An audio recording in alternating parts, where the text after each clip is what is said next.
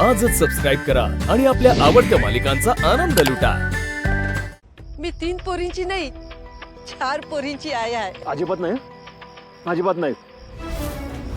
तू 3 पोरींची चांगली आई झालीस का तू आधी विचार कर आणि मग माझ्या भाग्याची नातू जोड, कळलं?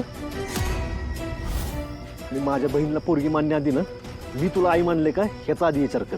सूर्या, बरोबरच बोलतोय मी। माझ्या घरात फालतू नाती जोडलेली मला नाही चालणार। हिचा आणि भाऊचा काही एक संबंध नाही।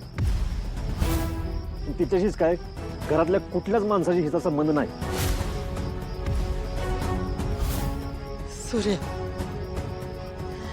का असा इस्तवाचा निखारा हातावर ठेवल्यावानी शब्दांच्या डागण्यात येतोस? आम्ही जे भोगले ना त्याच्या पुढे काहीच नाही। तू आहे ना तू फक्त एक खूनगाड बांधून घे।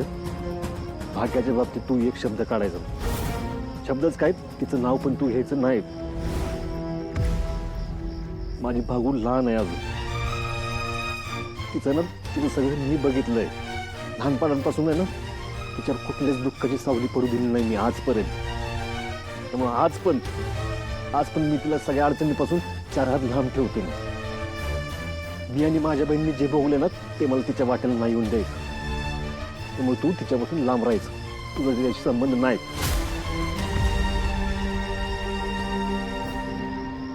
हे व्रत मी करणार। आई असं इमोशनल होऊन कुठलाही निर्णय घेऊ नका प्लीज। माझा सूर्य, इतकी वर्ष कठोर व्रत करतोयस की त्याच्या पुढे कायच नाही। मी जर खरी असेल,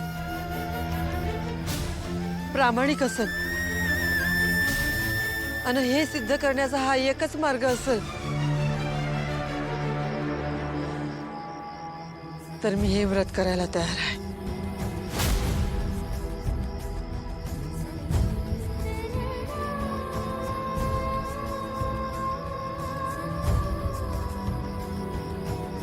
आई ऐका माझा निर्णय झालाय। तू सरपंचांना कळव, मी हे व्रत करणार आहे।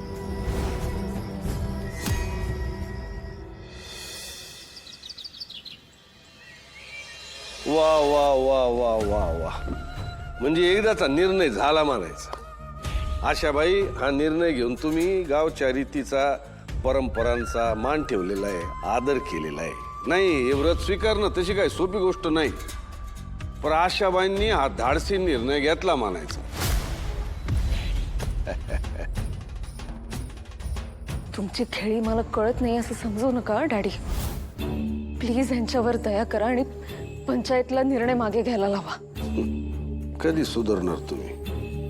तुम्ही एवढे कष्ट घेऊन तिला घरी आणलं आणि ती तुमचंच ऐकत नाही। नाही म्हणजे समजवायचंच असेल तिला समजावा, आम्हाला समजून काय उपयोग आहे? तर इथं जमलेले गावकरी आणि गावातली ज्येष्ठ मंडळी, आपल्या गावातल्या आशाबाईंनी देवीचं अवघड व्रत करण्याचा निर्णय घेतलेला आहे आणि या देवाच्या कामात आपण सगळ्यांनी त्यांना आधार देणं गरजेचं आहे। डॅडी, बऱ्याच वर्षात हे व्रत कुणी केलेलं नाही। आता नव्यानं परत एकदा ही रीत चालू राहील। गुरुजी, तुम्ही हे व्रत रूढी आणि परंपरेप्रमाणे पार पडते की नाही याच्यावर बारीक लक्ष द्या।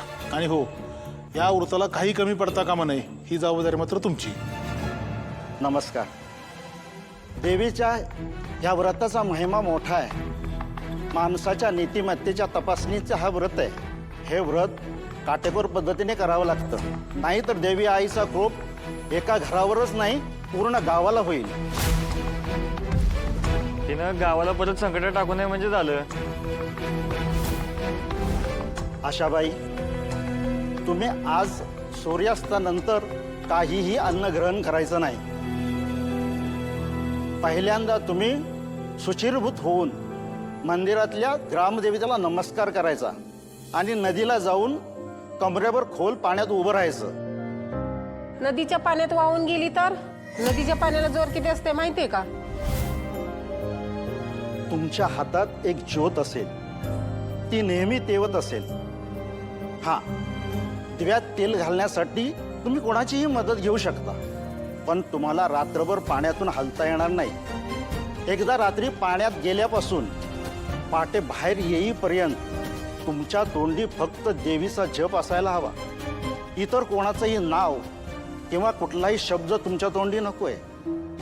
तोच दिवा घेऊन तुम्हाला मंदिराच्या गाभाऱ्यापर्यंत जावं लागेल. हां, या दरम्यान अन्नाचा एकही कण तुमच्या पोटात जाता कामा नये.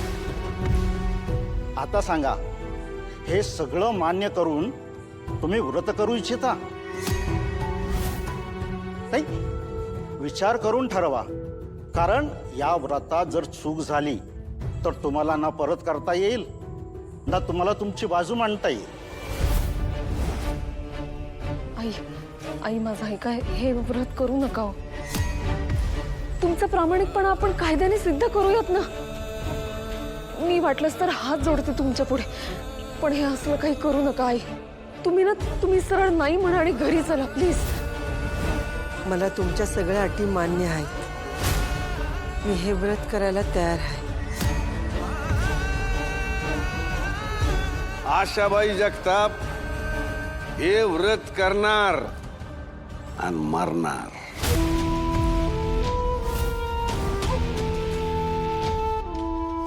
आई, तुम्ही हे व्रत स्वीकारलं नाहीये. डॅडीने तुम्हाला हे स्वीकारायला भाग पाडलंय, पण ते हे सगळं का करतायत हे मला शोधायलाच हवं.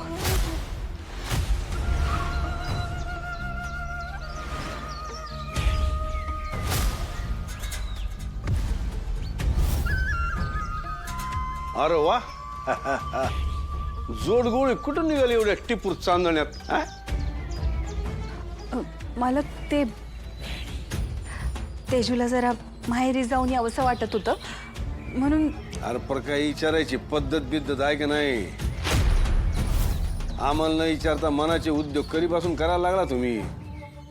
तसं नाही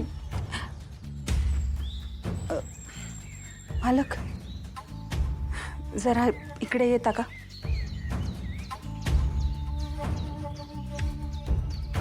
मालक, ते आशाबाईंनी परत आलेलं आपण तेजूला सांगितलं नाहीये ना. मग आता ती माहेरी जाते म्हणतीये तर काय कारण सांगून अडवू मी तिला? आणि धनु बी यायला लागली 4 दिवसांसाठी माहेरी. मग भावंडांचं ठरलं असेल भेटायचं तर आपण उगाच कशाला मोडता घालायचा ना. तसं बी ती दिवसभर ही तर घरात एकटीच असते हो. तिच्या वयाचं बी कोण नाही, मग कंटाळत असेल. आणि असं बी सूर्याच्या घरात आशा वहिनीला यायला बंदीच आहे ना. मग आपण काही काळजी करण्याचं कारण नाही. मालक, तेजू हळवी आहे हो. उगाच आपण माहेरी जाऊ नको म्हणलं तर नाराज व्हायची, आणि ती नाराज झाली तर त्याचा परिणाम पोटातल्या बाळावर होणार.